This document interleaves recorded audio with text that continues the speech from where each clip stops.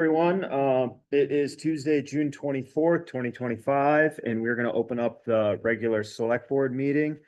All members are present with the exception of Mary Ann Butak, and we will start with the Pledge of Allegiance, and the flag is in the corner.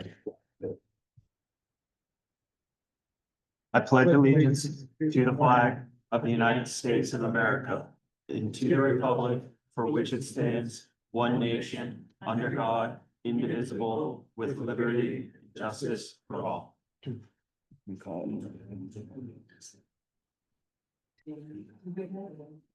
Board members, any conflicts of interest in the upcoming agenda? Not known.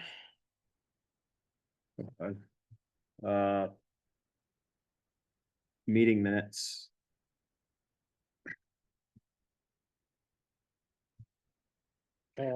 Move we approve the select board meeting minutes for June 10th, 2025. Second. Discussion. All in favor?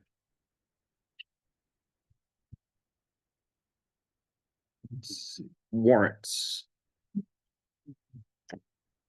Move we approve accounts payable number 56 in the amount of $38,712.10. So move. Second. Are you? Oh, Oh, I made the motion. Yeah, we're all- Made a second. okay. We're good. Discussion. So looking at this, you'll see the final payment for Maine Tennyson Track for $23,733. So that's for the Glad Ports project. As noted in the last meeting, the County of Androscoggin, that's the PSAP in there for $5,362.75 for fiscal year 25. And then this also includes our elections personnel. All in favor? Payroll. We keep going. Move we approve payroll number 55 in the amount of $12,635.23. Second. Discussion. All in favor? Okay. Let's see. New business. We're looking at, consider an interlocal agreement with the town of Winthrop for ambulance and dispatch services.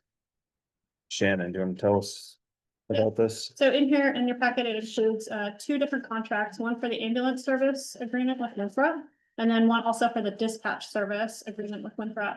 Now, these were both the projected costs that we would see as that we put out in the budget committees. The only difference is on the dispatch budget.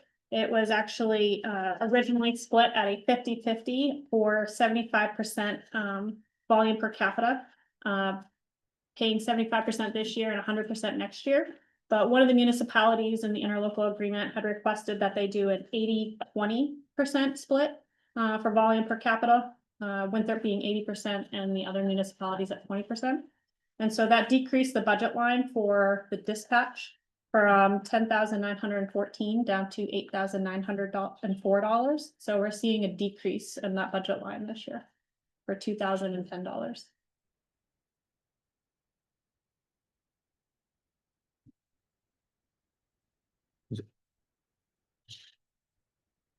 Somebody like Move to approve the interlocal agreement with the town of Winthrop for ambulance and dispatch services. any further discussion? Just to be clear, this does not include the police matters, it includes only ambulance matter? Correct. We're covered through the sheriff's department. Right, okay. All in favor? No. Oh, did you have something else? Oh, no. Okay.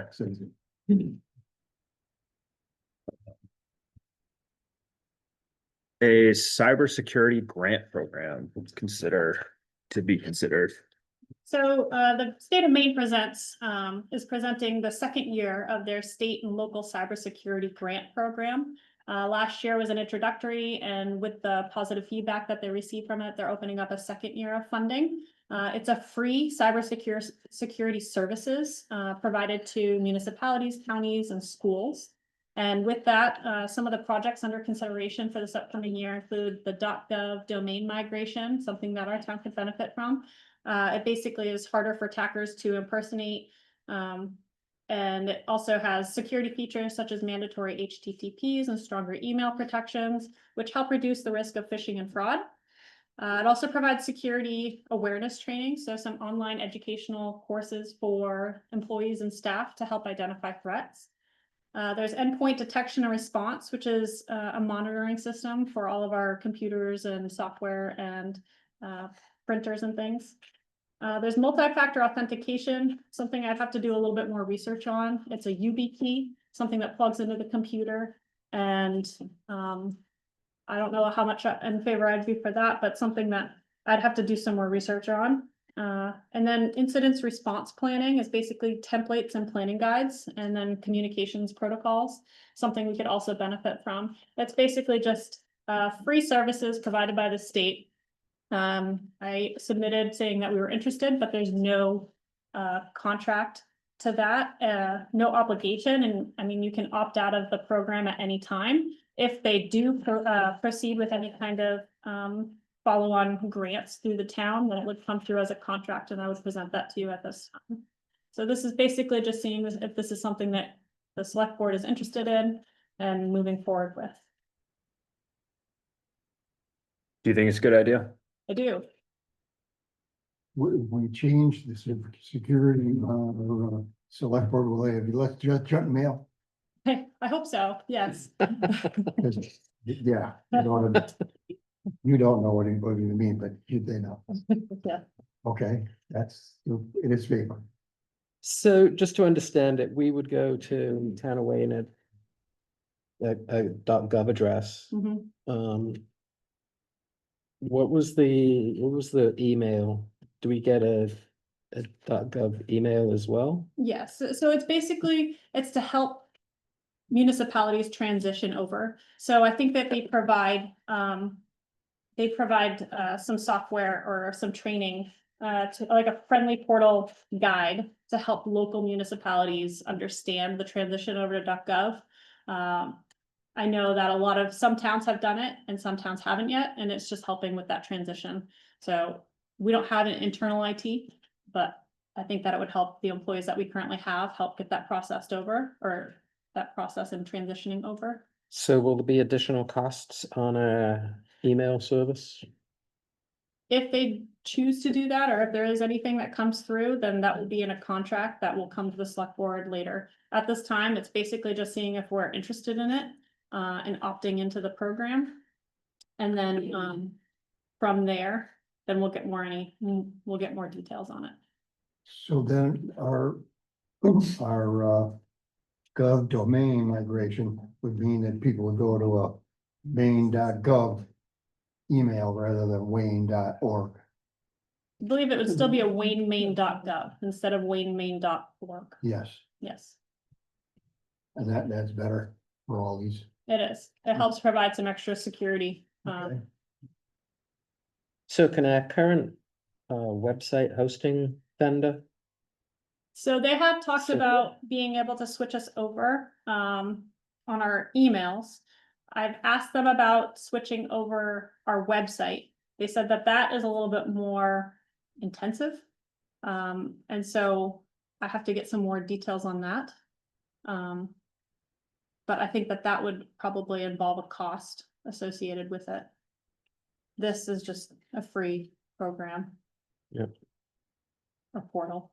I think we should do it. I mean, I've heard about it from the state security office side. They're pretty proud of the program.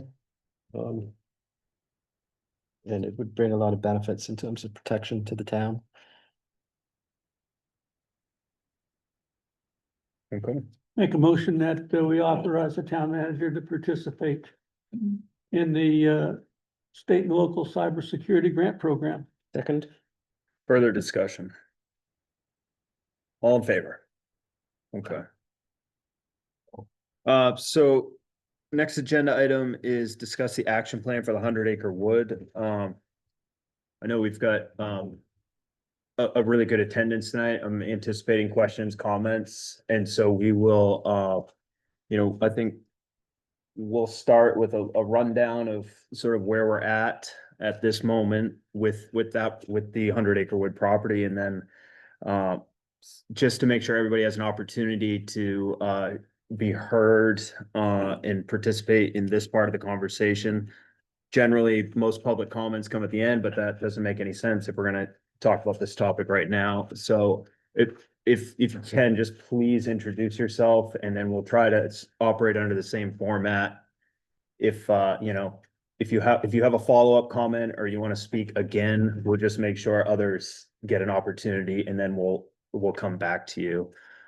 So at this moment, is there, Shannon, do you want to, or do board members, who wants to sort of summarize our current position? Does somebody want to jump in on that? I mean, Sure. I can, Sure, you want to start, Henry? yeah, I'm gonna go back from the beginning a little bit, so forgive me if it's a little tedious. And, And I'm gonna make one, but can I just ask, tell us about our volume? Not good. It's low. Okay, I can take care of that. okay. Okay, in 2014, you all probably know the town foreclosed a tax lien on the property. At that particular time, the law in Maine was such that when a town foreclosed on delinquent tax property, the town was able to retain the excess proceeds. And there was no requirement to pay the money that was over and above the taxes owed to the delinquent taxpayer. That was the law here and in about 12 other states. And so we foreclosed on the property. In 2015, the town appropriated funds for a lawyer to file an action in court to quiet title. And a court entered an order doing that in 2016.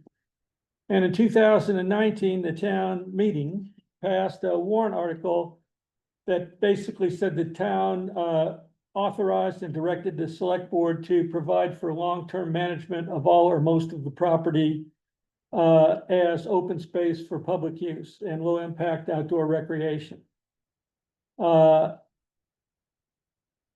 in 2021, the select board meeting included a motion that there would be no sale, lease, or trade of the land from Wayne's 100 Acre Wood unless it'll enhance the long-term conservation or recreation value of the property.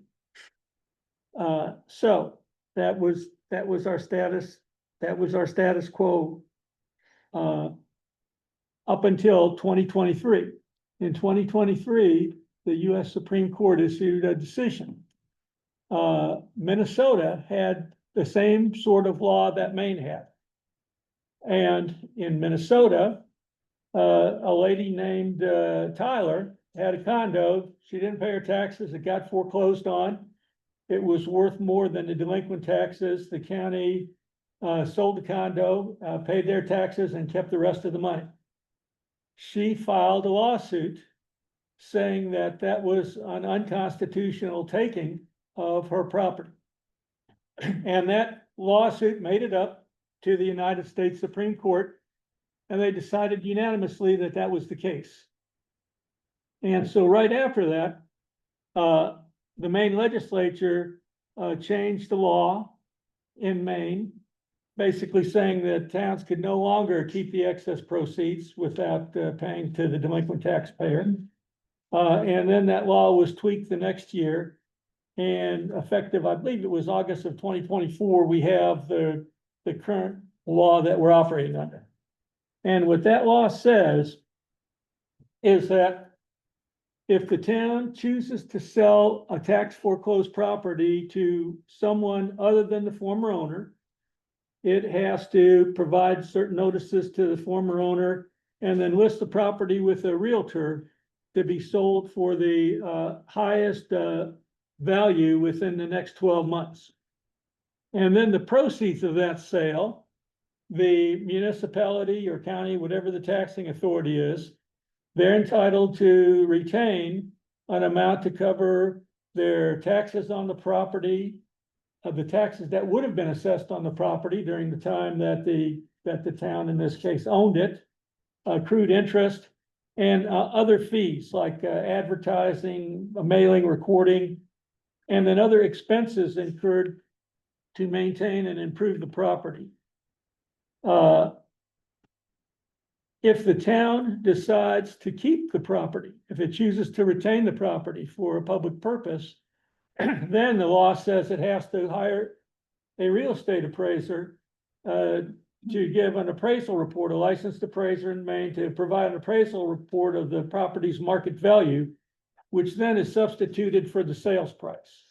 And the same thing happens. The town gets to retain the taxes it's owed and those other costs, and the difference it has to pay to the former owner. Okay, now, we've talked to the town's attorneys about this. It's there are some complexities in this due to the time frame that this took place. But the bottom line is that our lawyers have given us an opinion that if the town retains the property, it is required to get an appraisal and pay the difference to the Pettingill estate, who I believe are the prior owners of the property. Now, with this town meeting action back in 2000, whenever it was, 2019, the current direction from the town is to keep the property. And we up here have no authority to do anything except to follow the instructions from the town. But if we follow through with those instructions, then the town will be required to raise and appropriate the funds necessary to pay the difference to the Pettingill estate. Go ahead, Jeff. Mark Burwell, I'm curious what they owed originally in 2014. I don't know what they owed in 2014, but now their taxes are and accrued interest is in the neighborhood of about $140,000, I believe. And I had a spreadsheet on it, and that's taxes the taxes continue to accrue. so even does after- the land even value after. Go back to 2014 or is it existing today? The value that you get an appraisal for, statute doesn't say, but I believe would be today's value. And the amount that the town is able to retain would be the amount that's owed today. And so that would include all the taxes that the town would have collected on the property during those years, if it had been owned by a private person paying taxes, and interest on those taxes. I'm just curious because since 2014, it's probably gone up 100%. Maybe, but also since 2014, a lot of taxes have accrued on it. Right, so Yeah, you yeah. calculate how much it was worth each year over the last 10 years. The taxes, Through the taxes the out. taxes are calculated based on there's a tax assessed value on this property for each year. Mhm. Has been for each year. And you calculate the taxes by taking the mill rate times the tax appraisal or tax assessment. And I've done that, and I don't think I brought it with me. I thought I stuck it in my case here, but I don't see it. I have a spreadsheet on that, and as I said, I believe it's around $140,000. With interest. Now, those are taxes based on the assessed value each year. The current assessment is in excess of $700,000 on that property. Nobody knows what the appraised market value would be on the property until we get an appraisal. Ultimately, the issue has to go back to the town to say, town, do you want to raise and appropriate the funds that would be necessary to keep this property? Or do you want to dispose of the property either by a sale to a third party or a negotiation with the prior owners? If the property was conveyed back to the prior owners, that would be a matter of negotiation and agreement between the town and the prior owners. The statute doesn't apply. But the objective of that would be the town recovers all it's due and would be able to recover from a sale. So as far as a plan to go forward, I suggest that we need to hire an appraiser at our earliest convenience, and we started working at that to give us the appraisal that we need that will let us know what amount of money are we talking about. I mean, if the property is worth $700,000, the town would probably be looking at $500,000. If the property is worth much less, then the amount would be much less, but then there may be issues on our tax assessment through all these years. And so the first step is to get an appraisal to have that data. At the same time, we need to accumulate our costs that the town has paid and document those costs. And then when that information is available, we will come back to you all. And there will have to be a special town meeting sometime next year where these issues are presented. And my suggestion would be that prior to that, the select board needs to have some public hearings to determine whether that warrant article at the special town meeting would be decided by a floor vote or would be decided by a secret ballot referendum election.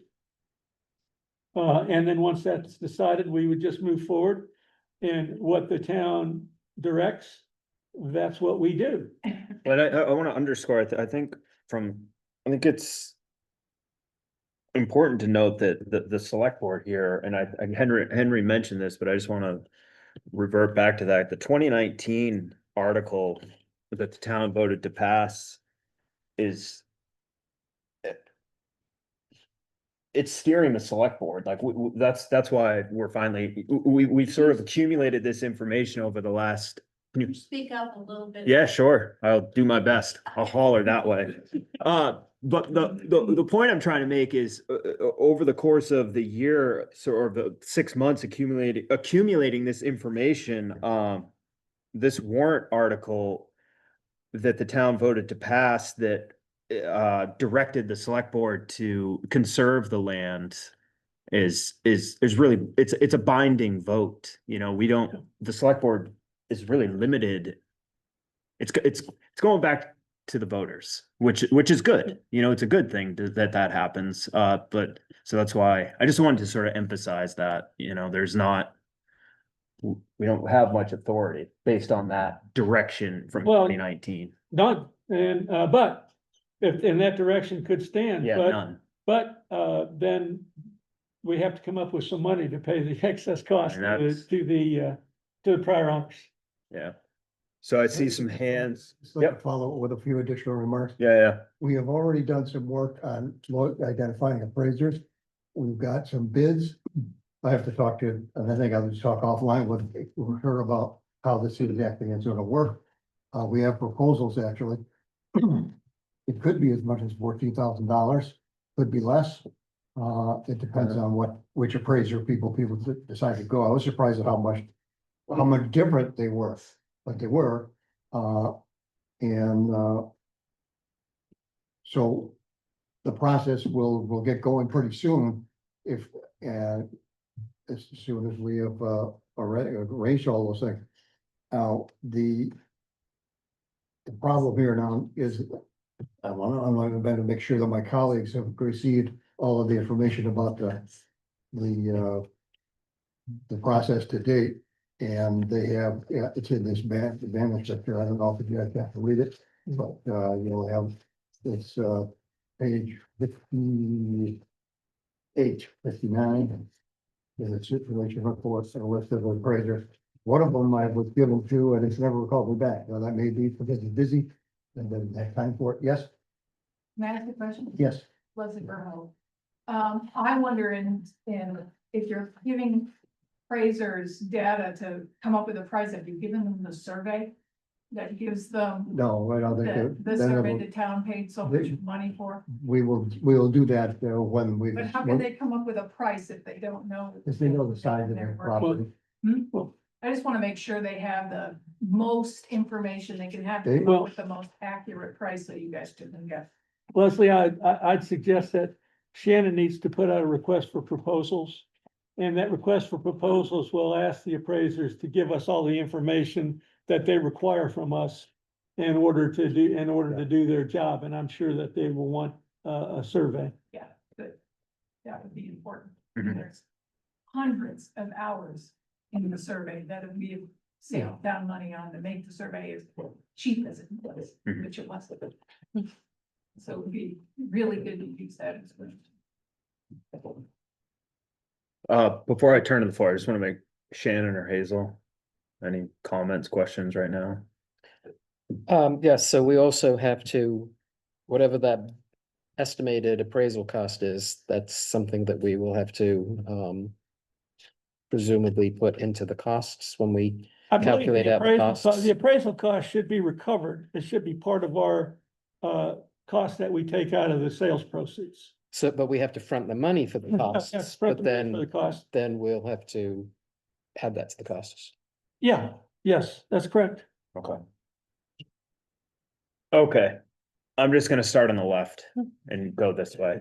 So Margaret, I live across the road from the 100 acres and I love it very much.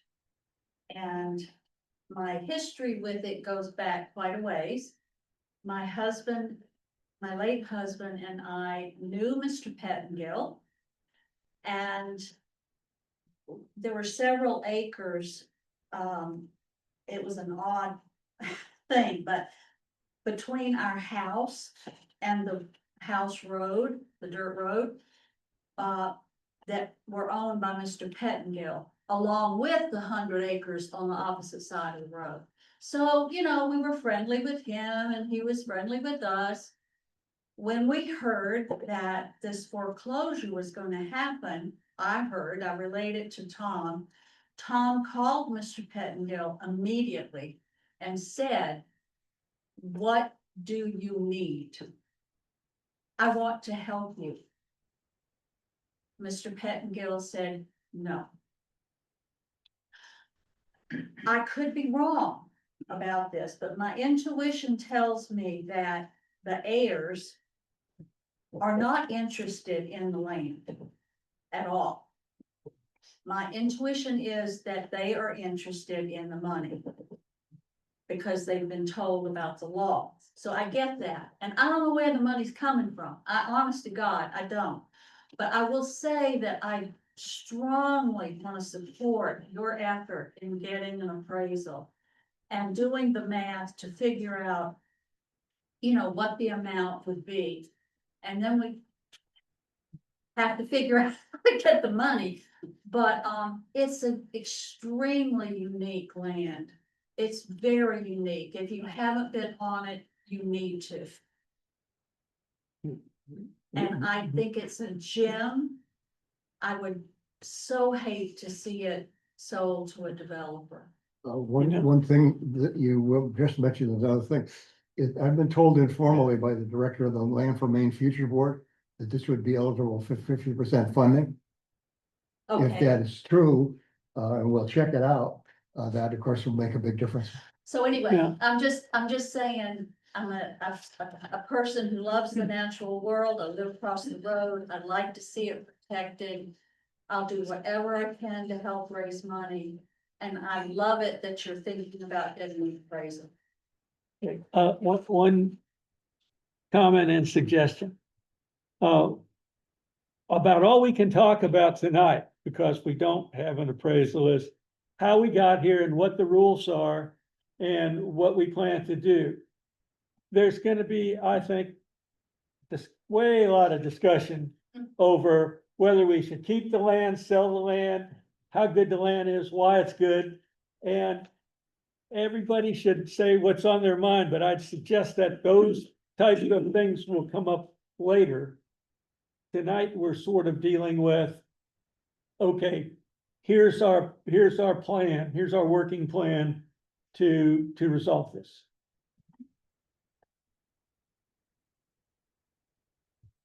Yes. Margaret, it's nice to see you. And I miss Tom. I I've owned property right down the road from Margaret for 43 years. I'm Ed Flord. I have a place on Wilson Pond at 8 Flord Point Lane. And there's only one building on 8 on Flord Point Lane. The question about what we owe or what is spent on this property, according to the document I received, as of today, it's about 158,000. But it is subject to confirmation. I am in favor of having the town own the property. The Conservation Commission has gone through so much work to have this created. And unfortunately, the deal with interest did not go through because the law was changed between the time that the land was acquired and today. I must commend Mr. Steck for an excellent summary of the situation. It's almost exactly what the document says. I would like to see the town own the land, but we do need an appraisal. And you have to keep in mind that a lot of that topography is very steep and is not buildable. And I agree with your decision or whatever, conclusion, that the Pettingills were more interested in the money than conservation of the land. My question really is, after that comment, is how much, and this will satisfy the remaining 15% of the conserved land that is in Maine, some of it.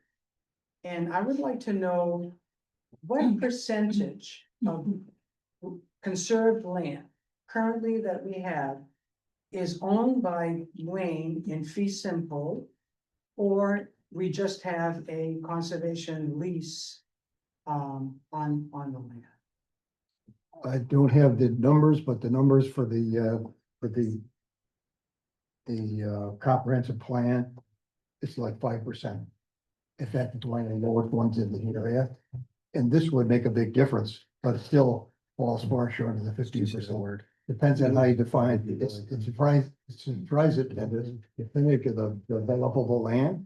Of course, that's a little bit difficult to describe, but if we assume that the developable land is, there's total about 12,000 acres of land in town. Is the developable is 9 or 10, you take 15% of that, and I'll tell you what it would take. We still have an effort to make, and we should make an effort to make it an equitable distribution of this land around town. But that's roughly the picture. It's very small.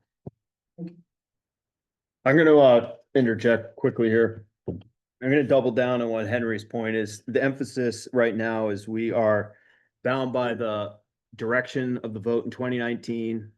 The select board is bound by the law, the current statute at the state level. So the direction and the information tonight is really about forward, regardless of whatever property, any property, it doesn't matter. The point that is the law applies to any property that's tax acquired. So I really like to sort of let's try to focus comments, questions, concerns about the process moving forward. I think I'm not necessarily sure tonight's the night for campaigning for or against. So I just want to sort of make that statement. I want to be conscientious of speculative comments around owners and prior owners, because the law doesn't, it has no bias. The law is the law. So I just want to sort of go from there. Thank you. If there are other questions and comments, I'm gonna keep moving this direction. Did Steve? Steve McLaughlin, Walter Ponder. Several questions. The first, I think, is that over the years, the town has acquired a lot, not a lot. Town has acquired tax Mhm. property over the years and sold it to various people. Mhm. This new law, the state law, based on the decision, Supreme Court decision. Mhm. You're assuming that it's retroactive. Why are you assuming that it's retroactive? You want to- How far back? That's a good question. We've gone around and different people can have different opinions about it, okay, but I'll tell you, first I'll tell you my opinion, okay? And I'm gonna tell you that means nothing, because I'm not, we're taking the opinion of our legal counsel. Yeah. All right. I believe the statute would not be retroactive unless certain requirements were met in the language of the statute, which haven't been met. But I also don't think that answers the question of whether the town owes the money or not. Before this law was changed, you remember I told you about, I told you about Mrs. What the hell was her name? Tyler. Yeah, I told you about Mrs. Tyler in Minnesota. Their law wasn't changed. She filed a lawsuit saying, this is wrong. You took my property in violation of the US Constitution. And this Tyler versus Hennington, the Supreme Court decided it could have just as easily been Pettingill versus the town of Wayne. Okay, and so regardless of whether this statute directing the town on how to handle foreclosed property is retroactive or not, somebody would have a cause of action against the town for an unconstitutional taking, just like Mrs. Tyler had against Hennepin County. Now, there's another question on that. Okay, you can't bring lawsuits forever. There's a statute of limitations. And all of these questions that are fairly technical, and there are no answers for them that are on point in Maine law yet. All these questions were posed to the town's legal counsel.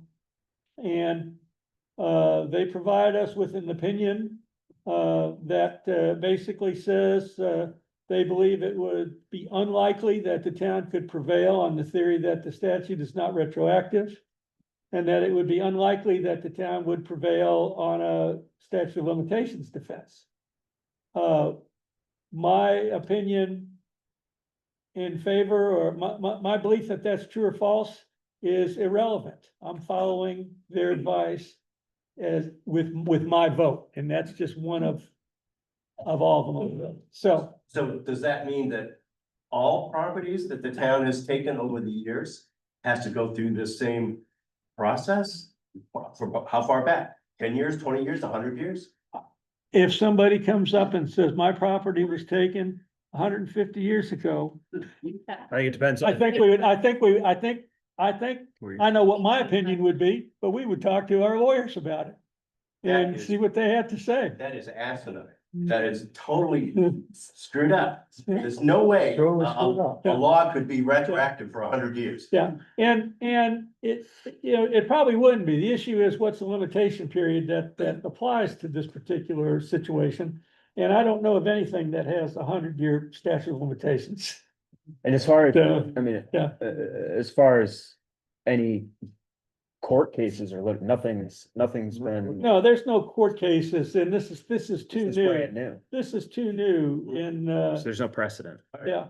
And I mean, there's an argument that it's 6 years, there's an argument that it's longer. Our lawyers believe that the town is at risk. You're gonna have, if the town determined that no, we're not going to raise the money.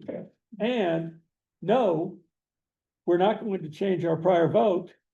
Well, then what we have is we have a potential lawsuit with the prior owners. And however it comes out, it comes out. Let them. Yeah, well, I'm still fighting for that. That's not. Yeah, hold on. that's I not- want to make sure I hear everybody's comment. Yeah. One moment. I'm gonna honor what I said at the beginning. I know I see your hand. Hold that thought. I want to make sure I catch Yeah. some first time Yeah. comments first. All right, I'm gonna keep moving direction. Yes, Paula. So out of respect for your comment, that we're gonna stay on target. Thank you. It seems to me that the town, the legislative body of this town, the townspeople have made it very clear that the intent for the 100-acre wood is to conserve property. And the intent is to not sell the property. There was a warrant that the townspeople voted on, say that. So the option of selling the property is off the books, at least for the time being, unless the townspeople vote otherwise. Am I correct on that? I would, do you want to comment? Yeah, Is that a correct that understanding? is correct. That is correct. But I'd like clarification on it. Yes, but the issue that the town will face is, do you choose to raise and appropriate I'm making this number up, Whatever the okay? number Do you is. choose to raise and appropriate Whatever the number. $350,000 to purchase the 100-acre woods? Right. That's the issue that's gonna be a yes, no vote. Now, they're also, and I don't know how to do this, I'm not a town meeting guru, there also needs to be folded into that somehow. If the vote on that is no, then do you authorize the select board to dispose of this property per the statute? Right. It'll Now, have to be a. if the vote is no and no, then I guess the town has decided, let's see what happens, see if this law applies or not. But that decision, however it comes out, is a decision for the legislative body, the town meeting, not for us. And all the arguments, pro or con on that, I would suggest it's a better use of everybody's time to make those arguments when the public hearings come up addressing those issues. So the issue that's very important to consider based on content in the memo that Mhm. you very carefully drafted, and thank you very much for that memo, is that there's a time limitation for raising funds. Raising funds takes a lot of time. And so we have to be very careful about that issue. You understand? Because we don't want to lock ourselves into a time frame for fundraising that's too compressed, that won't allow us enough time to raise the money for compensating the heirs. So let's take that into consideration and not lock ourselves into a time frame that's too short and create a scenario where we will fail because we have not enough time to raise enough money. We have every intention of taking this deliberately and slowly and allowing time to take the money. The interesting thing is the heirs of the former owner haven't been after us. They haven't been calling us every day. They haven't been bothering us. And that tells you that they are willing to be patient for a time anyway. So, Yeah. we're full of But there's 120-day stipulation in that memo. Here's what the 120 days was about, Paul. And that was just the appraisal has to be completed within 120 days of when you pay the money, or the appraisal's no good. And the reason I put that in there is so on our proposals to appraisers, we ask an option to get an updated appraisal within 1 year for nominal cost. If this thing costs $8,000, we don't want to pay another $8,000 to have it done just because it's 150 days old. So that was the deal with 120 days. It was just to it was to let us know that we need to have some sort of a provision to get the appraisal updated at reasonable cost. Thank you. Oh, I just, I think the question somebody asked quite well, but, have the Pettingills been talked to at all? And do they, have they voiced any amount of money that they want from the land? Or has it got to be appraised first?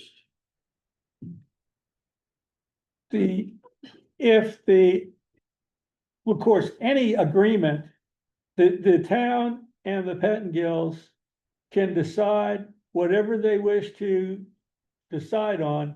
And that's a settlement between those parties. And if they reached an agreement, all this statute doesn't matter. Well, that's what I Okay, was thinking. Why yes. would that be a simple answer? So they've Well, Janet. asked, they've asked for a summation of all the costs. We haven't been able to provide that yet to them. Thank you. Mhm. Fred, But how are we gonna go about pulling together all these costs? It's a conservation. I think we're gonna work together about that. The Conservation Commission is gonna work with the town manager to see to it that we have all of the angles. Because we don't know what was what into the records. We will do the best we can. and I see that nobody has tomatoes or sharp objects out there, so I'm gonna put this out right now. I believe, and I'm quite certain that this is the case. The value of the volunteer efforts is not going to be computed in these costs. It's going to be out-of-pocket costs by the town, And what makes you say that, Bill? because that's the way the statute is written. And I think that's how it's gonna work out, but we can put together whatever we wanna pass by and see how it flies, but I believe that, you can spend the time putting values on volunteer work, but those are not costs that were incurred by the town. The issue is, what cost did the town incur? The town being the government that. Yes, ma'am. Can I directly respond to that? Yes. Well, Just I don't know. like I was saying. I just want to make sure I stay in for, I waited, Mark's waiting for me. So, That, because the okay, survey cost $1, whatever it costs, dollar amount it costs. But that's because of the hundreds of hours that a volunteer, Ken Spalding, did to make it that much less money. Mhm. So somehow that deserves some kind of computation, whether it would, somehow that would be nice to try and fit into the mix. Because it saved the town a lot of cash. Get a receipt from them saying what they value his time for, or what they discount the Right. survey. Well, and that's what I was Right. thinking. Yeah. But it's still volunteer hours and it's still an estimate that. But if they can. I understand the point. We can look at, I think you skipped. did I skip somebody coming? I'm gonna get to Mark. If I skip somebody, I apologize, I'll recycle, but Mark. It's Mark Burwell again. I don't think lawyers would exist if they could agree on anything. Right, so one lawyer is gonna say one thing, another lawyer is gonna say something else, guilty, innocent, whatever. Why wouldn't we just wait for the court, who's actually the law, to tell us what to do? Well, if that occurs, we'll have a special town meeting. And the question will be, will the town raise and appropriate an estimated $72,000 or whatever it is for legal fees? And maybe they will, and maybe they won't. If we're gonna spend legal fees. Let me tell you, that choice What? isn't gonna be made by. I don't think that choice will be made by us, because there's no legal fees in the budget that the town did pass that will support any sort of consequential litigation. Especially if it goes. to And court.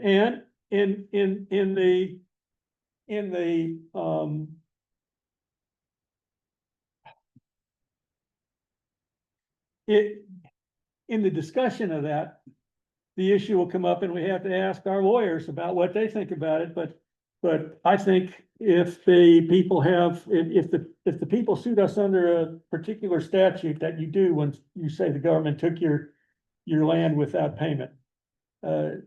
It's called a 1983 action. That, I believe, allows a prevailing plaintiff to recover attorney's fees. So that's another thing. I mean, we'd have to have the lawyers, our lawyers would have to give us an assessment of here's what it's gonna cost, here's the risks, here's what we think the upside and downside is.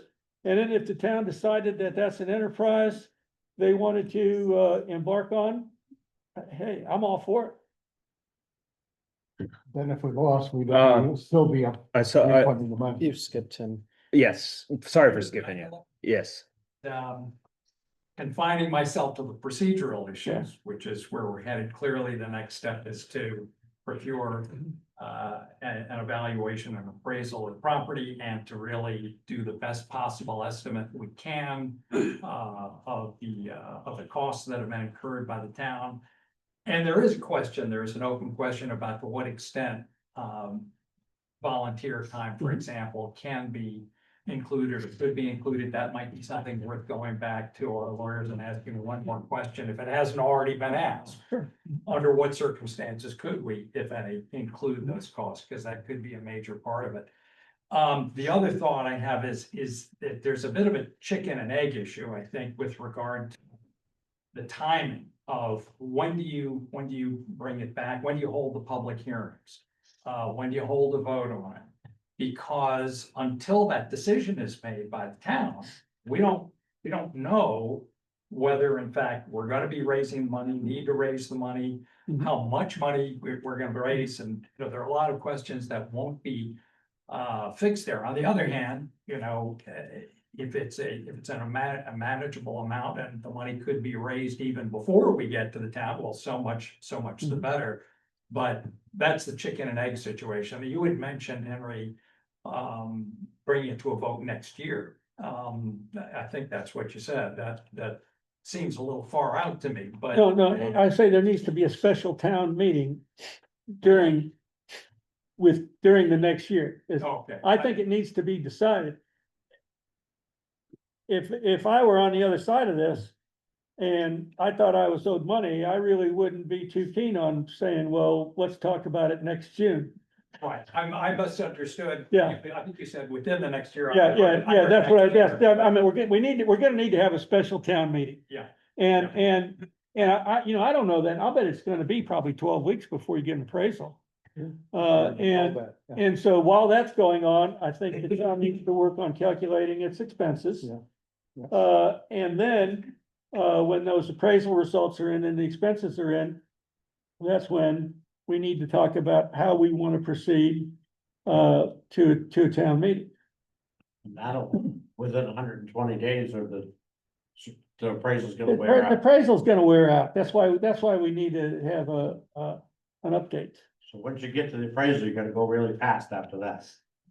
Well, it all depends. It all depends what happens, Mark. You can't go, if the town, this is our decision. If we decide after public hearings that it really should be decided by a secret ballot, by an election, rather than by whoever shows up at a special town meeting, well, then the warrant has to be done 60 days before the election. So there's some timing issue. It takes a while. I see Chris and then Jane. Excuse me, yeah. I'm not. Yep. So is it possible to get the appraisal and then strike a tentative deal with a contract with the people? So you don't have to do a second appraisal? So you can, do a deal and then saying, okay, well, the appraisal came up to this much. And we'll hold to this. The special town meeting might be, 360 days away, but if you'll do this, then we'll make it happen for you, rather than take the chance of the appraisal go down or up, or, if they will agree to a price. Then you could hold it to them, correct? Any agreement that's made with the prior owners avoids the requirements of the statute. So. But nobody can make nobody at this table could make an agreement with the prior owners that say, here's what we're gonna pay until the town appropriated the money. Or can you, What if it's fundraised privately? Well, that's fine. And then, But and, could you make that decision? well, you still have to have the town meeting, but they would have to raise less. can't you set the price and then get the okay from the, make terms and then have the town vote to approve that amount? Is contingent on the town vote. Continue, We ought to do that. exactly. You know, typical real estate deal, I can't pay you until my house sells, or Right, I yeah. can't until, you know, they decide to give us the money. The posture that we're in right now is Pettingills have a lawyer. And the town has a lawyer, and those guys have been talking to each other, and so. Discussions like that, we should instruct our lawyer to, hey, bring this up with your colleague on the other side. And see what he has to say or she has to say about it. Right, or maybe they'll make an offer, give us this much and you can have it. Oh, they could have done that at any time. I understand, I think the point, but I mean, those can be discussed with counsel, Yeah, our legal counsel. yeah. Another question I have, are we in the position on any other tax acquired property that we still own? Not that, not that I'm aware of in terms of any prior owners. So we may have some exposure on that side, but it just hasn't come up yet. Is that how that works? I'm not aware of any. I'm not aware of any, Acquired properties. About one said something down yeah, there. One of them, usually they're worked out, there's payment plans or Yeah. ways, and they work them out. I would say like, I'm not aware of any town acquired and retained properties.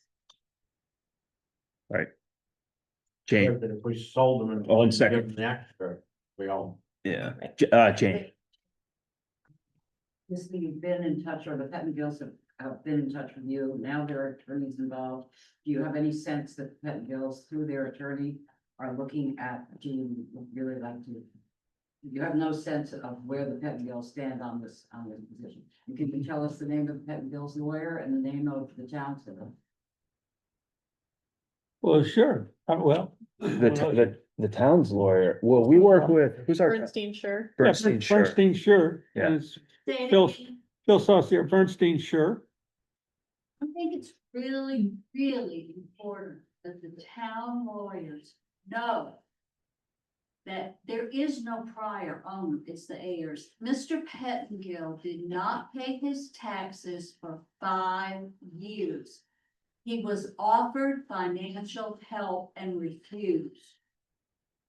That is important information that the town lawyers need to know and need to use. So stop saying the prior owner. There is no prior owner. He's dead. Yes, yeah, he is. Other comments, and then we're gonna Did you probably finish wrap. Jane's Oh, question? excuse me, Jane, yeah. I asked for. Can we know the name of, I thought like I'm going to contact these people, but can we know the name of the Pettingills then? I don't know, I don't know. You don't know who it is? no. Can we get back to you on that? Honestly, we'll look at that information, and then I also am gonna follow up on, But, when we start to. but Jane, I'm sure you're aware of the rules that once somebody is represented by counsel, all communication goes through counsel. And so it certainly would be very inappropriate for anybody at the select board or anybody at the town to be bypassing their counsel or to be talking directly to the heirs counsel. I think I just said. I know, that's kind of, that's a general broadcast to the group. Executive session. Over here. Things that affect negotiation. Yes, Stu Spalding, sorry, Leslie, I'll come back to you. I have a couple questions. One is, and comments. One is that I know that the previous town manager spent many hours on this project as well. It wasn't just the volunteer time.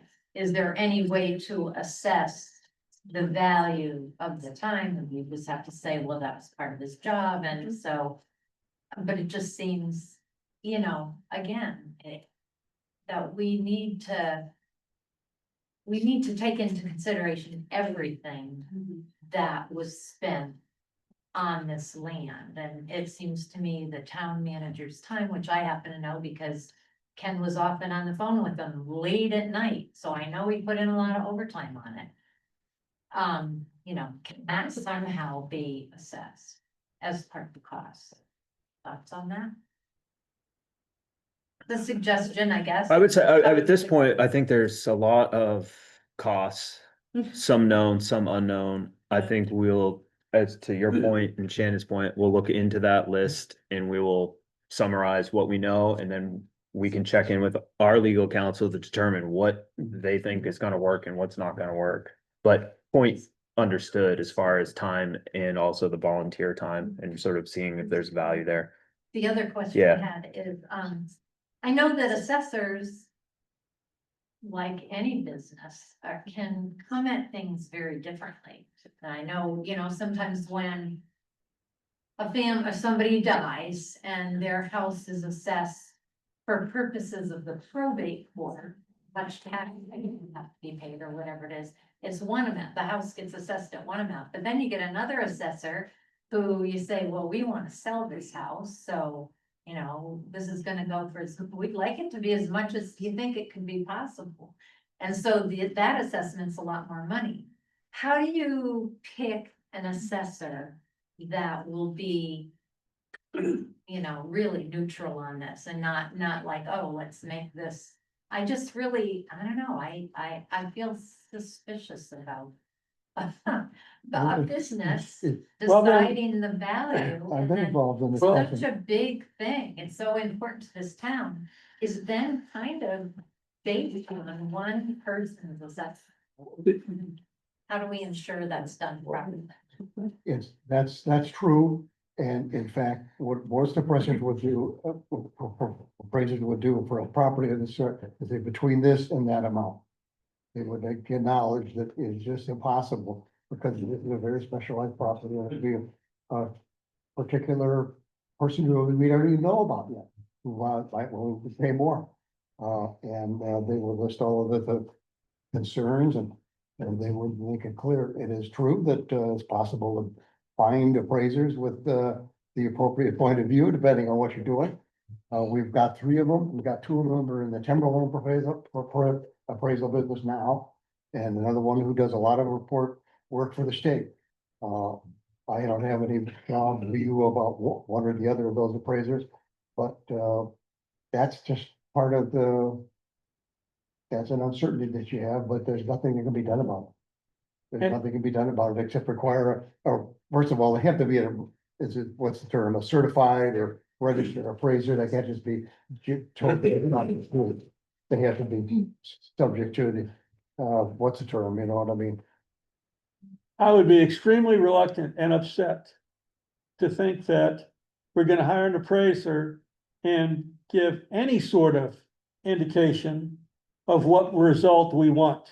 Yeah. Other than what is his or her assessment of the market value of this property and the condition as is. We start worrying about high, low, do you wanna sell, do you wanna keep, do you wanna do this and that? And it is going against the spirit and the word of the statute, and it's just asking for trouble. Yeah. True, an assessor is just an opinion. If you wanna find out what the market really says this property is worth, let's put it up for sale. And sell it to a third party, then you'll know what it's worth for sure. I want to make sure, I'm gonna go to Leslie and then back to you. Ed, right? I just wanna say, I hear the select board saying they wanna abide by the town vote, great, and I think getting an appraiser, great. I think that's probably the direction we're gonna go. I would really love to see the Conservation Commission involved in the discussions, because we have been intimately involved in all facets of it since 2014, and even some of us beyond, before that. And we know a lot about what things cost, how they were paid for, what was involved in a lot of the paperwork, the legwork. You know, there's just, we have a much more detailed history and pile of information that could be very helpful to the appraiser, to the town manager when she's looking for stuff. You know, there's just a lot of information we have that we could contribute to making it successful. And I would encourage who's ever directing the process, to keep that in mind. Hooray. Well, there is a difference between an assessor and an appraiser. Yes. And I think there's a little Mhm. mixture here that we need to clarify. An assessor is hired by the town to evaluate the properties to satisfy the values for budgeting purposes. An appraiser is hired to calculate the market value, current market value of a property. And so depending on who we have doing this value is going to, it may vary. And so which one would be asked to do that, and what does the statute require? No, license. it's a licensed appraiser who has no connection to the town. It's not a town employee. So our tax assessors are not in play in determining this. Yeah, I'm sorry. And I talked to him, I don't know anything about tax assessments, but I did talk to him. And from what I understand, the process is really different. That the assessor goes through and that the appraisers go through. Yeah. And they're not necessarily comparable numbers. Steve. I've been on that land, done some septic system designs for Mr. Pettingill, way back. Of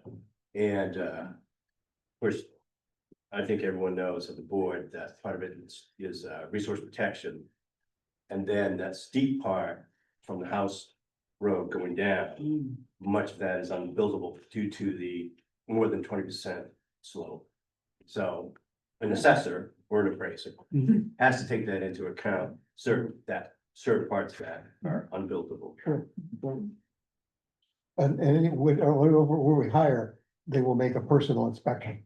And we have said that people of the Conservation Commission will take them around and make sure that they see the whole property. So there's no question that they will become aware of things.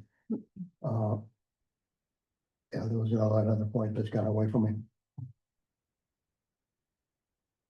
Mind if I recap?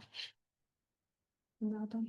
Yeah, yes, Just one further technical thought Sure. occurs to me that I believe it's standard in most appraisals to say this can't be shared with third parties. We clearly have to have a waiver of that in order to be to allow it to be discussed publicly. But in addition to that, you know, there is question that it could wind up being an article of evidence in litigation. And so, you know, whatever contract you wind up striking for the appraiser, you want to make sure you take into account that. And the ideal thing would be to say they'll defend it in court for free, but of course they won't do that. They're going to charge you additional fees if they do that. But at least you want to make sure you're lined up for that. okay. Shannon, did you? I figured I would just do a quick recap of everything that we just went over. We have some comments, but I'm just gonna kind of hit on some of the high points that I took down from this. And so some of those include why are we assuming it's retroactive? That was a good question that I think Henry responded as far as the unconstitutional taking aspect. Being aware of the time frame. So to raise money, so keeping that in mind and understanding that 120-day stipulation was for an updated appraisal in 1 year. How are we going to get the costs? I think is a great question. And that's something that I would like to work with the Conservation Commission on. I have gone onto our software and our software goes back to 2020. Currently our files and things are spread across to the four winds. So trying to bring those all back in and dig deep on finding some historical paperwork that we have between transitioning from the dam house on Walton Road and then also to the school and then also to the new town office. There's been a lot of paperwork that has been moved around, so trying to find all of it and put it together. So I will be leaning heavily on the Conservation Commission for that. And then understanding under what circumstances could we, if at all, include volunteer costs. So defining what that looks like and understanding really what that is. We'll get back to Ms. Andrews regarding her question. And then also just including a waiver, like you had just mentioned, for sharing with third parties and in litigation. Is there anything else specifically of a high note that I should add into this? Big key takeaway, I think, will be working strongly with the Conservation Commission and including them in the process. I think it'll make your job. Thank you. I think the only other thing, and maybe it takes board action, is while we have some ideas of appraisers, we intend to put it out to RFP. To select. And with that too, there was also a question about how we would assess or how we would choose an appraiser. I think that it's important to highlight the metrics or the measures that we want to put in place to assess that, what we're looking for in an appraiser. And I mean, are we looking at costs for an appraiser? Are we looking at how long it's going to take them to do the appraisal when we're considering the overall time limit that we're putting on things? So some of those metrics, we want to sit there and look and then compare them when we do that. And that will come in, I'm sure, to all of the select board members and back to the public for open discussion and input. Right, does anybody know if appraisers have specialties, like commercial properties versus woodland versus water? They do, and we've made clear that there's no buildings in the land kind of appraisal. And these are appraisers that have got that. So, yeah, I think that's. And I also have gotten a list of another 5 more from some local real estate agents. So we'll look at all of those and incorporate that into an RFP and send it out. Will that be going out before or after the road RFP? That's been on my to-do list as well, trust me. That'll come back up on my list right here. I think I've got paving RFP under our action items, but that's for town manager. So thank you, Mark, for bringing that back. It's important.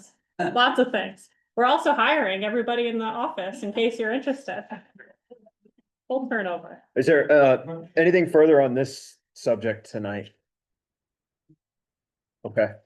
Thank you all for participating, the comments, questions. Thank you. And then Hazel, did you want to take any action on the RFP at this point or just Do we wait? need action, or is that just a decision that we're gonna go that way? Do we need We to, need any action Yeah, at maybe all, we'll just but wait for them to come back. well, we haven't put a bid pack, Shannon hasn't put a bid package Right. together. Do you want to look at that first? That's some good language here. You could sit there and authorize the town manager to prepare a RFP. Or you could just tell me to do an RFP, I'll bring it back to you and then you can It feels authorize like me we to should submit make a it. decision. Sure. Oh, do you want to? I'll make a motion that we authorize Shannon to prepare a request for proposals and solicit proposals from licensed real estate appraisers to give us appraisal on 100-acre woods. Second, Any discussion on that? No. All in favor? you wanna set up the crowd? Yeah. You like?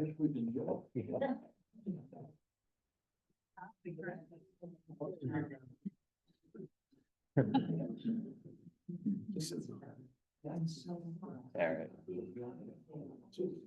Yeah, schedule. Select board action items. Nope. We're gonna keep rolling, everybody. So any conversations, if you want to have them, Yeah. go outside. All right, discussion of select board action items. I think we had sent, So I think the intent of this. I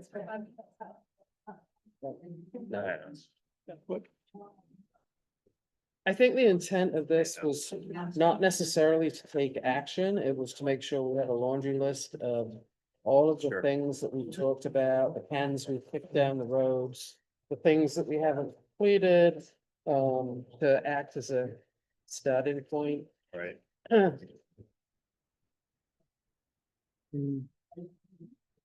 Fifty-three. Whistle? I can, but I'm not counting, because it'd be real rude. I saw.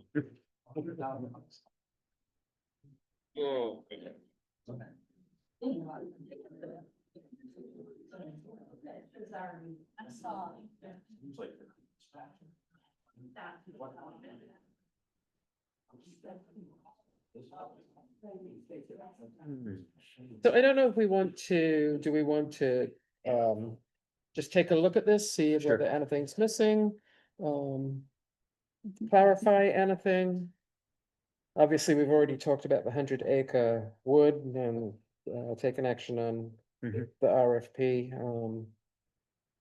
which was a decision that was made, but there was a lot of noise going on, but we did pass a motion for Shannon to do an RFP together. Henry, you and I have been working with the rec center in terms of we need to separate out we need decisions on the sort of the legal aspects around both the financials and the operational management, and there's a number of placeholders around, the things we need to do for sorting out our relationship with the rec center. We've kicked that can down the road a number of times, taken a couple of shots at it, and I think we need to get that back onto our priority list when we reconvene. Is that next week? We Yes, reconvene? it is, one week. Yep, next Tuesday. So we need to, we need, that needs to be on our list. Henry, I wasn't sure, like the codes enforcement work we were doing, some things had to go into the warrant. But I think other things we kicked down the road in We- terms of the actions with We- code one. On some of the ordinances that code one was, or not, general code was codifying. We revised them and gave them to Chip to give them the general code, but they haven't been presented to the town yet. And that could happen whenever they approve whatever the codification is. There was 2 or 3 that we didn't do parks. We had a roads.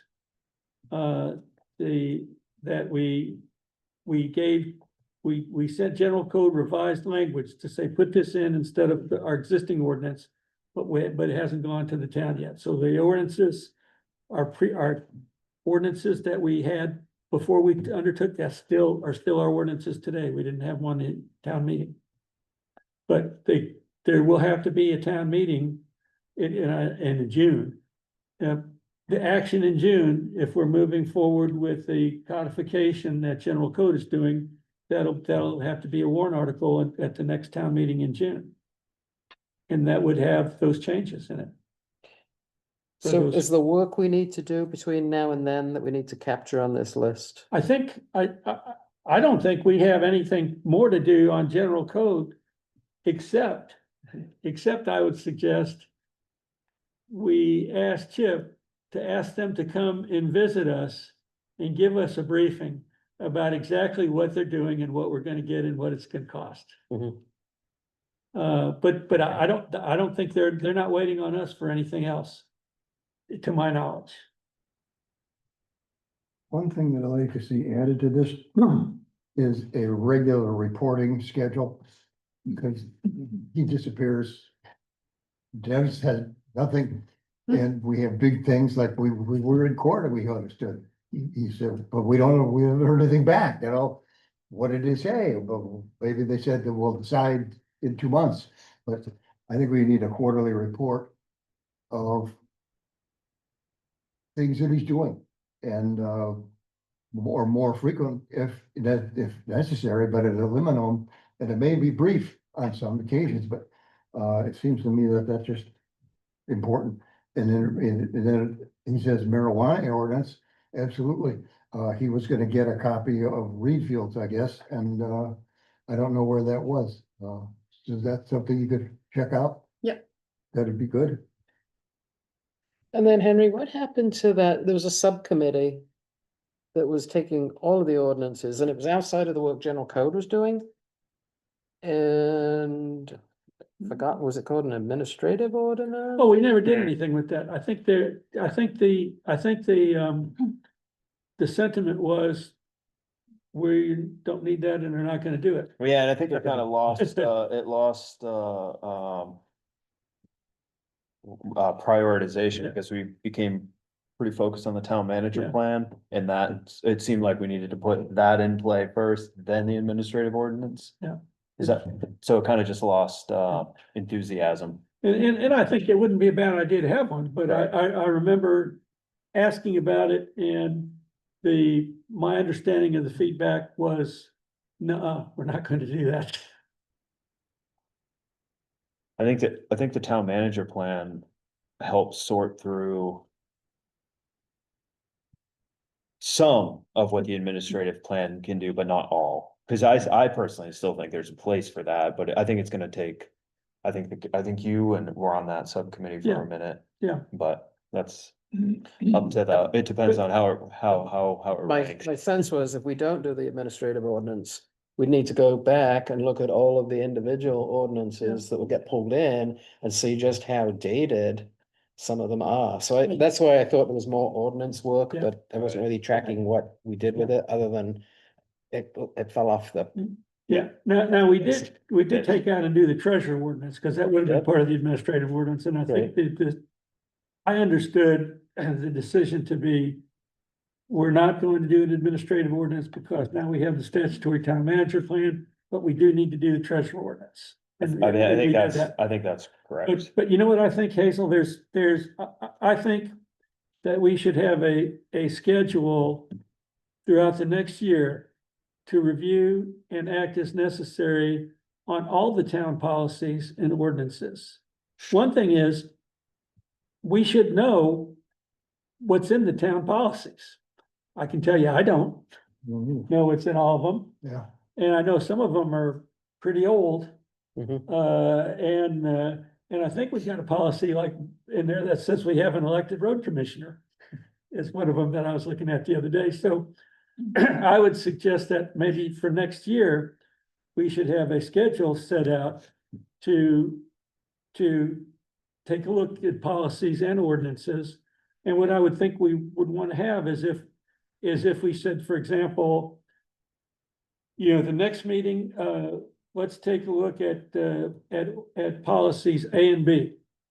And the idea would be, we look at those before the meeting, and then at the meeting, the question would be, okay, A, do we need it? Maybe we don't need it. If we do need it, do we like the way it is? And if we are, we're done. Do we need it and does it need to be changed? Well, if that's the answer, then we should put an action plan in place to say how we're gonna change it and when. So I don't think we need to decide how we're gonna do it. We just Yeah. need to decide, Yeah. do we want to put something on this list that says, review the town policies and ordinances? Sure, Yes. And then yeah, when we regroup that's fine. with our new member, we can decide the Yep. cadence or Okay, no, that's good. prioritization of where that fits against Right. the other major things that we have on the plate, because we still got a couple of pretty big hitting items at the top of that list. Mhm. Yeah. But I think capturing it, as a thing, Shannon, would be good. I don't know where the marijuana ordinance came from, but that was just mentioned, and the grant policy would come into that same thing, looking at the policies. Question about tax exempt bonds, is that something a lot of people concerned about? That was something Marianne had asked in an email, and so I put that in there as something that I've got to get back to her. on. Okay. Audit review, with the auditor is eager to present to us. Yes. Is that something, would the select board like a presentation from That the would be good. auditors? Would that be good productive? Yes, Then let's do it. that on for later in July. And given that we rewrote, or Henry helped bring sense to the treasurer's ordinance, we put some regular reporting requirements in on the treasurer, so we need to make sure that, on our standard agendas, somehow we've tracked that we'll be getting a report from the treasurer, Okay. according to that ordinance that we accepted. Oh, I know. Yeah, we did kick the can down the road on appointments of board and committee members. That's gonna be very important when we step back up in July to decide Yep. our process. I think one of the questions was if people are is everybody up for renewal every time? Do people roll over? How do we choose? I can put together a full list for the next meeting or the 15th, or yeah, the 15th. For the select board to go down and review for appointments after I reach out to each of the members and see if that's something that they either want to stay on. Or if they plan on vacating the role, and then if that's something that they plan to vacate the role, then we can put that out for an advertisement, saying that these roles or committee and board members are. Yeah, well, we Slots kind of, yeah, we open. should probably come up with some kind of policy on how we're gonna do that, you Mhm. know, and I think the policy shouldn't necessarily be the same for a member of the cemetery committee as it is for a member of the planning board. So we just should, we need to have some kind of a policy on what we're gonna do with, filling vacancies and boards and the. There's I think Fayette's administrative ordinance has a section in it that talks about appointees and committee appointments. Cause this has been a topic that comes up right about this time of year, every year. So do we want to, in our first meeting, talk about our process and whether we're gonna reach out and ask people to send applications in so that we have something to consider when we come back for our second meeting, or What people, who you're saying we should, the appointments for board and committee members? though, do we solicit this from people whose terms are passed? We or- haven't decided. That's Okay. the question. Yeah. I think that's, yeah. I believe we need 2 planning board appointments. And we need 1 appeals board appointment. And So maybe in our first meeting, we should identify those vacancies. and then see what, well, the vacancies are, there, I mean, their terms are up. I think the chairman of the planning board, I think his term is up. So he's effective July 1st, there's nobody in that position. And then Tom, his position on the planning board is vacant. And then you've got 1 vacancy on the appeals board, I believe. I think it's Steve Dodge. Now on the planning board, something to consider is, I think we should decide if an incumbent wishes to stay, do we need to go out and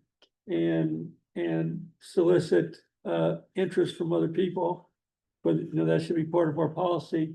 Also, like the planning board, it has alternates. One thing to consider is if a vacancy comes up on a board member, should some preference be given to alternates to fill that vacancy? And then go out in a more broader advertisement to fill the alternate position. So do we want to put that onto the agenda the next week to decide that? And then that way we can have Shannon put out an email soliciting interest. And we'll know, are we soliciting interest from people? Sure. Before we've asked if they want to return. Yeah, so you want to have considering filling appointments on the agenda for next Tuesday. And there's a I don't know what you call it, application for committee members or I Well, haven't seen it. we did one for we did one for the alternate for the planning board, but I don't know that we did them before that. We I know, did when it- I we went on did the it- appeals we court, nobody did, we did it. I never Well, filled it's because anything out. we started doing it to help sort of steer the, to eliminate some of the subjectivity Oh, of this okay. process. In an attempt to gain some objectivity where it was open for applicants. Okay. So it's a work in progress is the point I'm trying to make, and I think this process needs some policy and guidelines.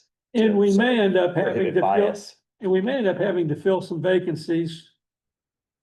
And work on the policy and have it in effect for future, because I we agree. got, We have to empty fill. seats, we got empty seats I on agree. July So first. there's actually a couple of the Conservation Commission whose terms expire as well, Okay. Mhm. including the secretary and the chair. I believe those applications. Who are in the room. Those applications were used for the town manager hiring committee. They were used for the moratorium sort of response to the land use ordinance. So they have been used, but it's not a complete policy at this point. So back to this list, so we had quite a lot of conversation around the boards and committees. And then I think we got some loose ends around Send that. onboarding new select board members and training and housekeeping kind of ideas that we had. I'd like to see two things added to the list. It's interesting, I'd forgotten about it because we're so consumed with getting ourselves on the management side that I first campaigned on the idea that we are gonna need a new firehouse and a new town office. And so far not done anything about it. And somebody asked the question the other day, what are we doing about the need for a firehouse, at least a firehouse. I think that conditions have changed remarkably since we have had the last assessment of our buildings, and we ought to do something. We could put this off till later after the building is done, but something on that. And I would like to see us take a real good look at low-income housing. Well, the state's kind of taking care of that. They Well, signed, maybe. they signed the, Yeah. Well, I'd like to see how that's working. Yeah. And that might be very simple, it might be very complicated. Yep, and then the other thing we need to add to this is according to our town manager contract. We need to sit down with our town manager and set up expectations. yes. So that we can do appropriate, she's looking at me like I'm mean. Great. But we do need to decide what town manager explicit expectations and things she's working on so that we can have real performance appraisals. Priorities.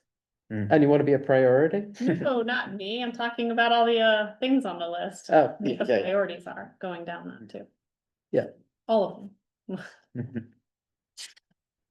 So, Okay, now. Also, while if we're talking about the agenda for next Tuesday. We probably ought to sign the little thing that says we read the ethics policy. And I think Shannon passed out copies of it today. And also, do we want to look at the bylaws again? As a first meeting thing, just to go through, think we because should. they have some typos. I think we should consider those at our first meeting. And I think Shannon passed those out today to us. And maybe we can read that over before the meeting.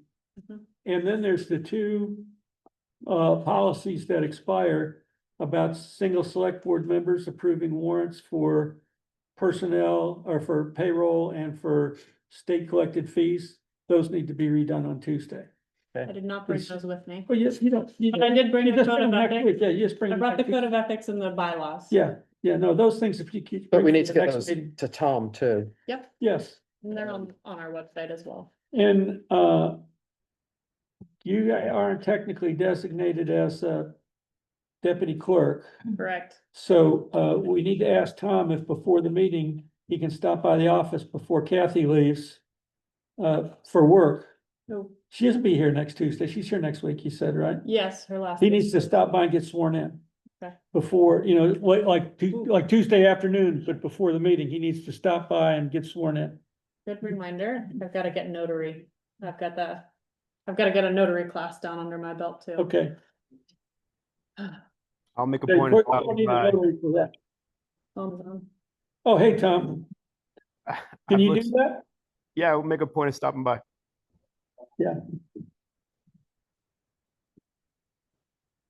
Oh, man, we could have said bad stuff about you. That's why I didn't speak up till now. I want to see if that happens. The swearing in usually happen at a meeting. Is it, do you know? I mean, that's been the practice in this town, but I don't know if that's required. It does, but I don't think it's required. Okay. And the thing of it is, we'd have to have Kathy come to the meeting, Why? because it has to be clerk or deputy clerk, doesn't it? No, I that's believe fine. it does. I was just, I think so. Yeah, by a notary. it's usually, Okay. it's usually happens in sort of a public forum for the record, but Well, it's okay. Could we not do it in the I'm public meeting? also, You could. It depends on how you want to do it. I never swore in for my town council position in public. I you did- never I have. think it No, has I to be did it at the public. town, no, I did it at the town office, but we did do that for our new oncoming select council members of the last year.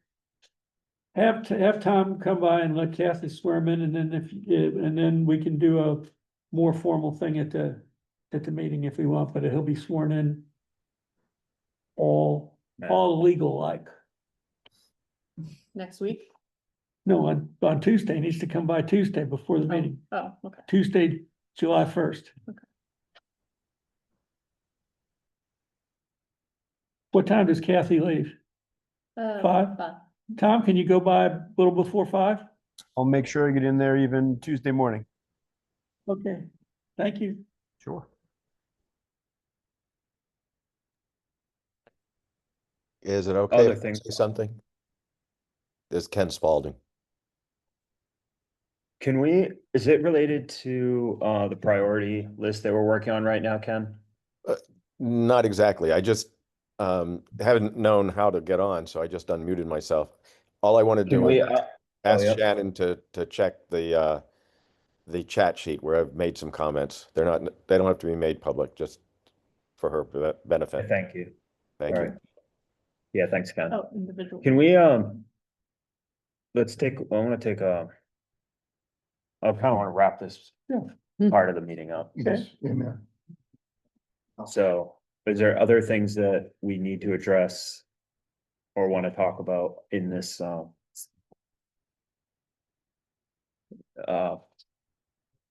loose ends moving forward, priorities?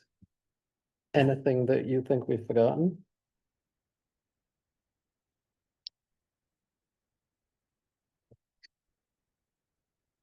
Can I give you a quick update on the CEO since Lloyd asked for it? So I did get an update from him just for considerations from the select board. So we've currently got one litigation, one codes enforcement undergoing litigation. It's in judicial review for court hearing in July. It's been pushed back from previous court hearings. And then we've got 3 other cases. One is for no septic.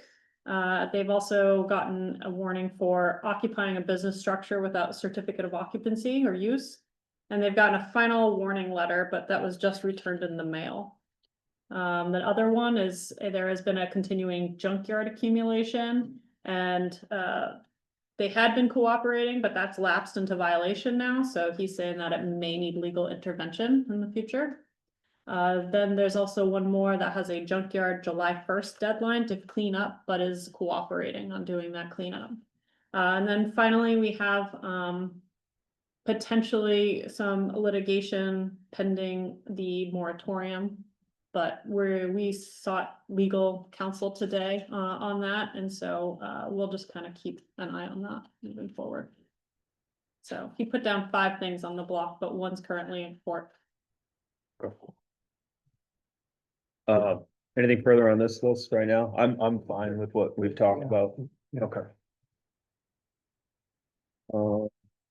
Let's see, I think we're coming around the corner. Was that it, or you have some other? Yeah, town manager, yep. Okay, I don't know if you wanted me to go over my list of anything. things that I'm working on, because it includes the paving RFP. So that's on there. ARPA funds, just trying to wrap that up. Closing out the pickleball court, Lad Rec Center courts, for the final reimbursement, still working on that. Trying to focus on the fiscal year closeout as we close in on June and move into July. So a lot of things financially on that end. And then also at the end of fiscal year budget, so looking at a certificate of settlement, fund balances, cash flow statuses, and anticipated costs. So working through that as well. In addition to the costs that we just talked about for the appraisal process for that other piece of property. In addition, so I appreciate the patience from residents last week as we were closed with being closed, and then moving forward, just being patient as we are short-staffed. So with that, one of my tasks is town office organization. And so this past week, I just posted the town clerk's position is now going to be open. So after 14 years of dedicated service, Kathy Cook is retiring, and her last day will be next Thursday. So if you see her, please thank her and wish her all the best in her next chapter. But with that currently, so the town clerk position is posted, the bookkeeper position is posted, and the town tax collector and treasurer is posted. So in the meantime, I am going to be signing up for notary. Moses training is July 7th. So in the meantime, I can also be the certified motor vehicles agent in the case that we don't have someone hired in the next week. So motor vehicles, and then vital records, I need to sign up for that training as well. And then I have completed the motor vehicle training, so I should be able to match that.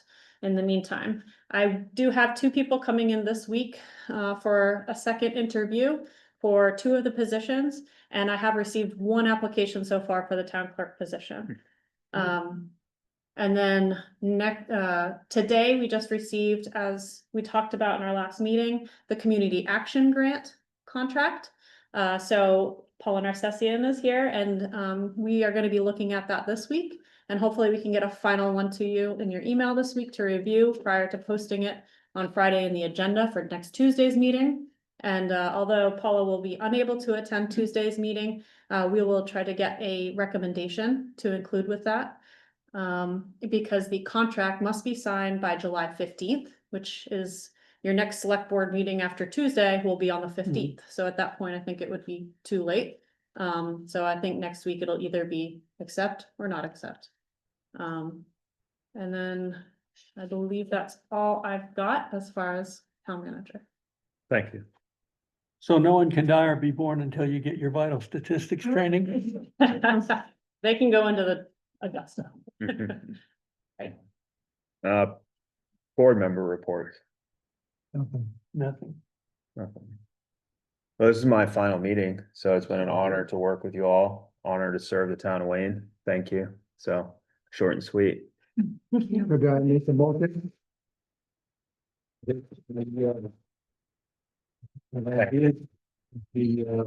select board acknowledged that it is the final meeting of Fred Emery as the man, and we, with gratitude of all the citizens, commend it. I can second that. Yeah, thank you. Yeah. I thought it. I don't know if anybody's in favor of that, but I'll throw a hand. All in favor? All in favor. You have a conflict. Yeah. Public comments. I'd like to thank you, Trent, Paula Narcessian, Yeah. for all of your service on the select board over all of these years. It's very much appreciated. Thank you. for Yeah, your thank you. service. Yeah, thank you. So Does- good luck in July. This is Ken Spalding. I'd also, Ken. Brent, I'd really like to thank you. You've done amazing service, and I've always trusted that you've had the best interest of the townspeople at heart when you've worked both on the planning board and in other capacities, not planning board, on the select board and in other capacities. I appreciate that, Ken. Thank you. Yeah, no, it's great. Thank you very much. Thanks for the compliments. That's my intent. KJ called me when I first ran for the board because I took over, I shouldn't say took over, I was running for Peter Alt's position, and he'd been on the board for I don't even, a long time, and I was, probably what, 35, 34 or whatever. So now you can do the math. And the KJ asked me, they said, what's your agenda? I was like, my agenda. I was like, my agenda. I said, I don't have an agenda. And honest to goodness, I never did. And I still to this day don't. It's all been about sort of abiding by the town laws, state laws, and staying within the boundaries of that. So it was an interesting question. I had a failed answer for the press back then. I do today. So thank you. Well, as I say. Yeah, did I I? just have a public comment. Yes. One of many public comments. I'll keep a lot of them to myself and my job. Sure. But thank you for your service. Thanks, Mark.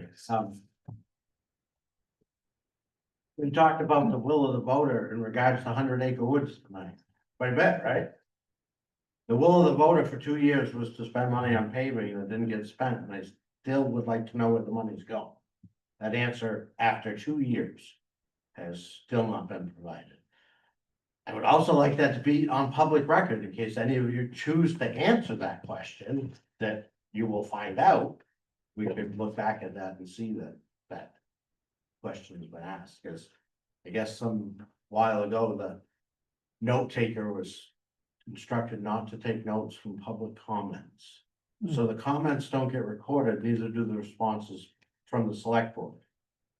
Lots of things that for minutes don't get recorded, in the minutes, but do you, But have the you, occasions, Henry, that yeah, important information has been said by you that's not recorded, not you personally, Yeah, the select board. And I think it would be important that if the select board directs something to be done and it's Mhm. not done, then that there's an issue. to, Because I have different issues that haven't been handled. Yeah. And the select board has instructed personnel to do things and it hasn't been done. I have an interest in knowing, about the finances also. So, could you, get the town, reports from the budget years that you're talking about, so we know what budget items you believe? Have you seen the file under the town office? What, I don't know what you mean. I don't know where you'd find the report. Oh, We talked about this. I'll weigh in just briefly. I understand your point and I hear it. I think it was this winter or spring, without Shannon, went through town reports to help answer this question, but there was never a follow-up that she and I had to help answer this, because I think there may be other places to retrieve the answer to the question he's asking, but the town report is the first place that I started. And I think Yeah. I went to, But that, we may have talked about this briefly, but it was kind of during, your beginning, and it got lost in prioritization. well, but they're on the website back to like 2012, as far as not being able to find a town report. They're on the, Audit report. I think, I can't remember where maybe I found them online. yeah, the town report, the thing that Yeah. has the person's Yes. picture on whoever we're dedicating it Yes. to, and, yeah, Yes. those are on the website. In those town meetings, there was an article to raise money. Yeah, that's what I'm saying, we need to look at, here's what I'm asking you, Mark. The articles, I'd like to start with the article. Here was an appropriation of $150,000 for the road reserve, okay? And then from there, we can see what happened. And I don't know Yeah, that, that was. Can we put a time frame on that? Cause I've been asking for a couple of years. Do you remember what year it was that we met when they did that? I went, I don't know. I remembered once. I don't remember off the top of my head. I went through, basically, you just take the forwarding balances. Yes. You Yeah. see what we appropriated, Yeah. what was spent, Right. what's the forwarding balance. So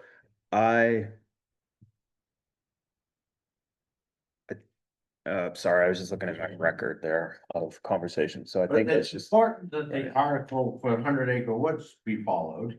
It's also should be important that if there's an article for something else, it should be followed also. Yeah, it's true. well, I think you're gonna find maybe that there were some, over expenditures in prior years. That, Which would be a great answer. yeah, To make sure that it's not missing. yeah, Because it wasn't spent where it was supposed to be. yeah. And voted on by the public. And I also still have a code violation issue that's been several, 5, 6 years. The board has directed, not this entire board, some of it, that this thing get remediated and it still has not happened. That's one of the 5 on here, but I wasn't providing any name. So what was where does it stand? Says, One have of been the 5. cooperating but has lapsed into violation, may need legal intervention. So, That legal intervention was instructed 3 years ago. and they were cooperating at the time, or they believed that they were cooperating. But it's now on the list. Again, Anyway. Pick a time to meet me at the town office and we'll look at these reports to see what budget years you're talking about. okay. Tell me when you wanna meet there. Yeah, or you don't have to do it right now, but what later, tell me when you wanna meet there, I'm flexible, and we can look at it, that's what the start. Technically overworked, and I'm putting pressure on her, but this is Well, there's see- always something in this town that causes Yeah, an overworked situation for well, employees. my opinion is, and it's just my opinion, and the board hasn't taken a position on this, and Shannon's major job right now is to fill the vacancies in the town office. I don't want her doing anything. I'm trying to not ask for anything other than getting the positions filled. And then we can move forward, but I'll meet you to look at these budgets to see what years you're talking about. Okay, then the other concern that I have is that town meeting Shannon suggested that the road, Bessie Road, Green Tree Road and Strickland Berry were not gonna be done until the spring of 26. Did you mean fiscal? Like, when are they gonna be done? Well, it depends on how our RFP gets published, but right now, given the fact that it's almost July, I figured that realistically, those other ones that we were looking at getting paved, considering right now, I don't think that the paving contract companies would be able to do anything aside from those ones. So I have it down for spring of 26. We looked at those roads. Right. I do not believe that they will be plowable next winter, so we're gonna have to address that at some point. Loud. We looked at that. I don't know how I'm supposed to perform if the plow will not go on the road. Well, let's talk about this Okay, I mean, it isn't really select board we need to talk about this at the office sometime, I think. It's the largest budget item that we have control over. Yeah. How is it not the select board's issue? No, I'm saying it isn't anything that's gonna get resolved right here with you sitting there and me sitting here. Okay, That's what I'm saying. but I think at some point it needs to be on record. Yeah. That I don't know how to formally notify you that I will not be able to plow some roads. How do I do that? I'm asking a question. Town As the manager letter. board. I think he should send the town manager a letter. Yeah, there sure is. From That's the the lawyer. first step. From my lawyer. Get exactly on record, is to write it down. Write it down if you don't use a computer. Why doesn't this work? It's recorded. Well, It's it why- works, but it's something, Well, to be fair, like if it's a decision that needs, if it's something that needs a select board decision, Yes, it should come here because yes, we can't all come yes, and meet an individual at the town office yes. without being out of, Yeah. we That- have that- too many people there. We have to be in a public forum. That's correct, Hazel, but we And it has can't to be answer a noted. question about what happened to the road money unless we know what years and what road money we're talking about, so we can go back and get information on it. Right, but that doesn't get to the performance criteria that he's talking about in his contract Yeah, and his inability to plow the the roads. Mhm. I think That's not something that's gonna be decided in the town office. It needs to come. No, that's something that the town That's separate. manager is supposed to take care of, in my opinion. It's it's an administration of the contract and she's the town purchasing manager. Correct. And so that's why we said, we were kind of being facetious, but you need to talk to her about this. And if there is something specific, be specific. This is why we can't plow these roads. You know what I'm saying, Mark? It's like, Conversation's been. yeah, okay. Well, there's the road RFPs and plan are gonna be presented at when?